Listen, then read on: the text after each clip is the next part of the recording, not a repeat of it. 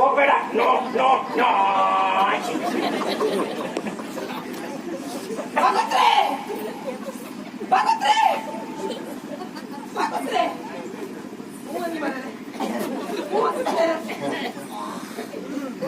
ಭಾಗವತ್ರೆ ಕಂಬಕ್ಕೆ ಮಂಡಿ ಕೊಟ್ಟರೆ ಸರಿಗಲ್ಲ. ನನ್ನ ಕೈ ನಾನು ಕುತ್ಕೊಂಡೆ, ನನ್ನ ಕೈ ನನ್ನ ಮಂಡಿ ಕುತ್ಕೊಂಡೆ, ನನ್ನ ಕೈ ನನ್ನ ಮಂಡಿ ಕುತ್ಕೊಂಡೆ.